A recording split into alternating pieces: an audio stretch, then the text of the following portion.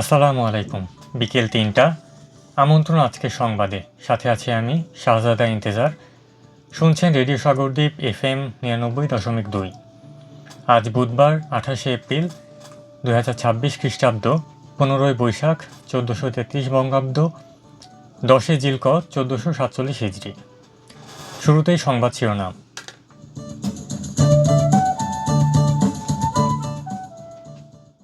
নোয়াখালী জেলার হাতিয়াদ্বীপ সহ দেশের বিভিন্ন স্থানে কালবৈশাখীর তাণ্ডব, বজ্রপাতে ২ জনের মৃত্যু।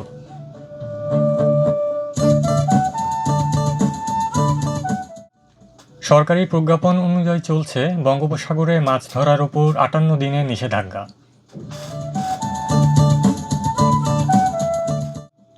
শুনলেন সংবাদ শিরোনাম। সংবাদ রেডিও সাগরদ্বীপ 99.2 FM এর সম্প্রচারের পাশাপাশি সরাসরি প্রচারিত হচ্ছে www.radiosagordip.com এবং অ্যান্ড্রয়েড অ্যাপ রেডিও সাগরদ্বীপ থেকে। এবারে বিস্তারিত। শুরুতেই স্থানীয় সংবাদ। নোয়াখালীর বিচ্ছিন্নদ্বীপ উপজেলা হাতিয়াসহ উপকূলীয় এলাকায় কালবৈশাখী ঝড় ও তাণ্ডব শুরু হয়েছে। এ অবস্থায় নোয়াখালীর দ্বীপ উপজেলা হাতিয়ায় বজ্রপাতে আরাফাত হোসেন নামের এক ব্যবসায়ীর মৃত্যু হয়েছে। গতকাল দুপুরে চরঈশ্বর ইউনিয়নের ৬ নম্বর ওয়ার্ডের পূর্ব গাঞ্ছাখালী গ্রামে এ ঘটনা ঘটে। নিহত আরাফাত হোসেন ওই গ্রামের মৃত আফসার উদ্দিনের ছেলে। স্থানীয় সূত্র জানায়, বিকেল ৩টার দিকে আরাফাত তার মা শায়লা আক্তার সহ বাড়ির পাশে ক্ষেত থেকে বাদাম তুলতে যান। এ সময় বজ্রপাতে আরাফাত হোসেন ঘটনাস্থলেই মারা যান। তিনি স্থানীয় খাসিরহাট বাজারে কসমেটিক ব্যবসায়ী ছিলেন। স্থানীয় ইউপি সদস্য রাশেদ উদ্দিন ঘটনার সত্যতা নিশ্চিত করে জানান, বজ্রপাতের খবর পেয়ে এলাকার লোকজন ছুটে আসেন। পরে আরাফাতকে উদ্ধার করে পাশের চিকিৎসা কেন্দ্রে নিলে চিকিৎসক মৃত ঘোষণা করেন। হাতিয়া থানার ভারপ্রাপ্ত কর্মকর্তা কবির হোসেন জানান, খবর পেয়ে ঘটনাস্থলে পুলিশ পাঠানো হয়েছে। বিষয়টি অত্যন্ত দুঃখজনক।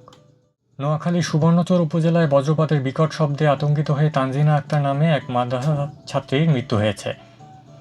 আজ ২৮শে এপ্রিল সকালে উপজেলার চর আমান উল্লাহ ইউনিয়নের ৮ নম্বর ওয়ার্ডের নয়াপাড়া গ্রামে এই ঘটনা ঘটে। নিহত তানজিনা আক্তার ওই গ্রামের শেখ মুজাম সেন্টুর মেয়ে।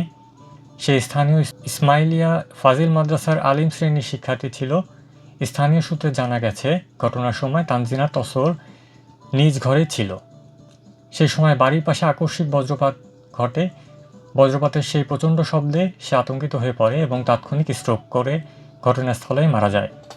চর আমানুল্লাহ ইউনিয়নের ৮ নম্বর ওয়ার্ডের মেম্বার মোহাম্মদ কামাল উদ্দিন ঘটনার সত্যতা নিশ্চিত করে জানান, বজ্রপাতের শব্দে ওই কিশোরী মারা যাওয়ায় এলাকায় শোকের ছায়া নেমে এসেছে।